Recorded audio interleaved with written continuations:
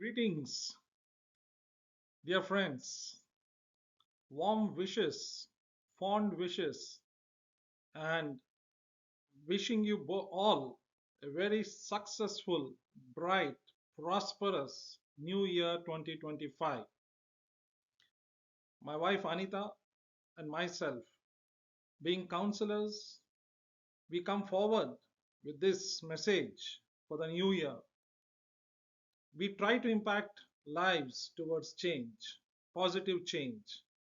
And in doing so, we find great satisfaction as we find people really changing for the better and, and facing a lot of joy in their lives.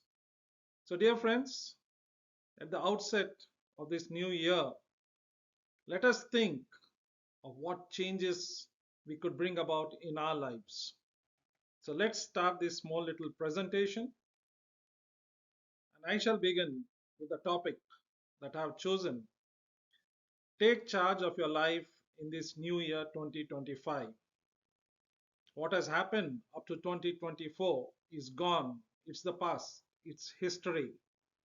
Yesterday we celebrated the 1st of January 2025 and we had a great day, all of us, wishing family and friends. 31st night on the eve of New Year, we all enjoyed ourselves, looking forward to stepping into the new year. Well, friends, those 2 days are gone. Now life should begin all over again. But how are we going to take charge of our life in this new year? Dear friends, there is one resource that each one of us have been given free. That resource is time. Each one of us is being given 24 hours a day. Now it's very crucial that we understand how we spend these 24 hours each day, and each day well spent for the 365 days of this new year 2025 will give us the result on 31st December 2025. So it's high time that we take charge of our lives, leaving the past behind, and then looking forward to each day and spending it wisely through all the experience that we gained over the years. Let's go forward, friends. As we can see over here, there is a chart that's been given by a study that was carried out by a labor department. How does a man spend his time? If you can look closely at this chart, it says that a human being, if he is keeping well, his average life of a human being is around 78 years. Out of these 78 years, 28.3 years goes in sleeping. That is almost one third of our life goes in sleep. And the balance of our lives goes in various activities, in our works, in social networking, in even eating, or even doing our domestic chores. So much of time every day we spend, and out of these 78 years, we find that we are left only with 9 years. Out of the 78 years, we have 9 years for the rest of the things. The question is, how do we spend these 9 years? It's a wonderful chart to understand at the beginning of this year. Where are we today in our lives? How much of life has passed by? But yes, it's not late. We can still make amends. We can still pursue our goals.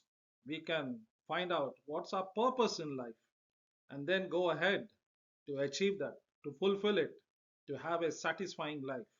So, time, dear friends, is of essence. Time and tide waits for none, it is said. How do we utilize this time? So, if we want to utilize our time productively, then we need to find out those areas of our life where we are wasting time, because every moment gone will never return again. We can earn money. Time is not as important as what we think is money, is many people think. Money can be earned, money can be spent. Money can be earned again, but time, once gone, is gone forever. So we need to look at this very important resource that we have. It's like a currency. The time is like a currency which is deposited into our bank each day. We can't take anything that is left over to the next day, neither can we borrow anything extra. It's fixed. 24 hours equals to 86,400 seconds. How are we spending this important resource, this currency? How does it matter on what topics or what things or what are those issues that we are spending this currency on?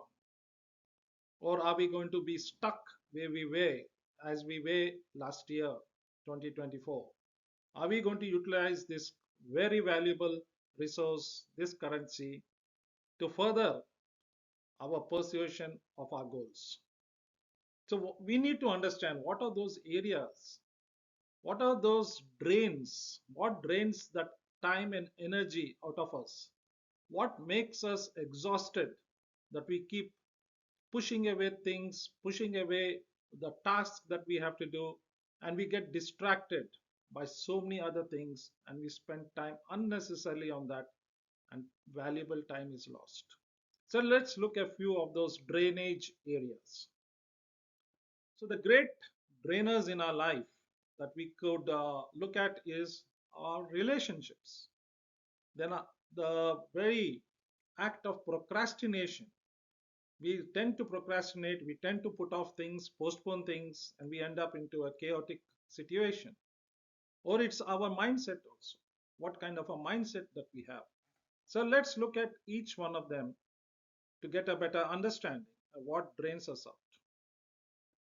Relationships. Here, this quote says so well. Some people will only love you as much as they can use you. Their loyalty ends where the benefits stop. So, what kind of relationships do we have? Are they toxic? Are they people who suck our energy and time for their own benefit? Are they users of us? Are we spending time trying to please people, becoming a people pleaser? Where is our time going in these kind of relationships? Or are they with people who encourage us, who uplift us, who motivate us, who inspire us? Those are the people we need to have.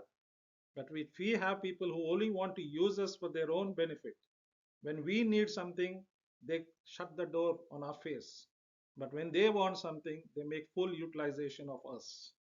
Then we need to relook at those relationships because this could be a great drain of our time, of our energy. The next area we need to look at is procrastination. There's a tendency of putting off things. What needs to be done right now has to be done.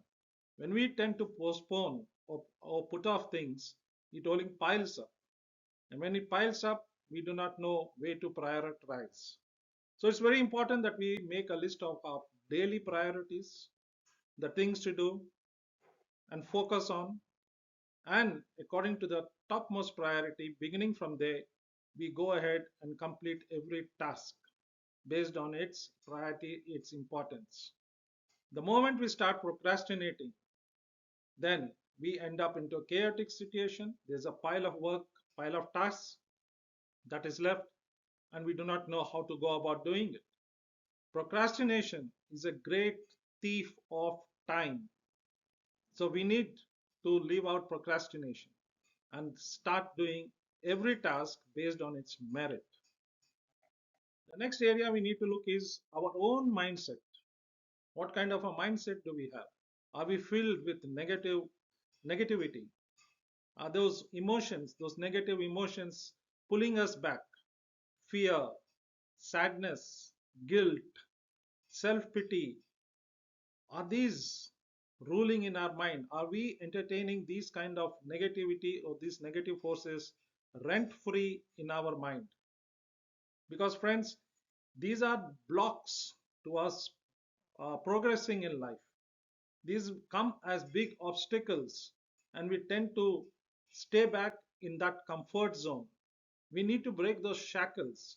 These are forces which make us prisoners within these walls of fear, self pity, or even sadness or guilt.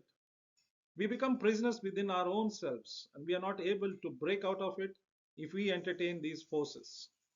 But yes, we now need to move towards positivity. We need to give room in our minds for positive thinking and then push away the negativity.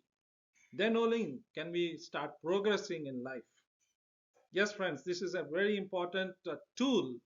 You see, mind is a great tool that God has given us, but what do we keep in our mind rent free is the question. So we need to come out of that comfort zone and steam ahead towards our goals, pursuing our goals, and fulfilling the purpose that we are here in this world. Finally, friends, in conclusion, it's your life. So let not anything or anyone drain you of your energy and time. It's purely life, your life. You are unique. You're here for a purpose. You have a goal.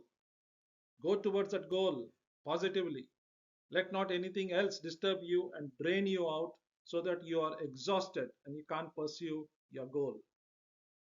The next one is let not your peace, energy, and purpose be defeated by the drains that can destroy your time.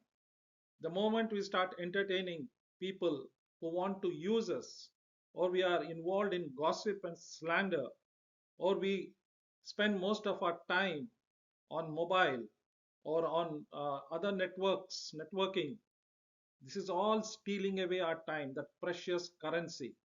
And then we end up, becoming a loser. We need to take complete charge of our life. Friends, I would like to give a suggestion over here.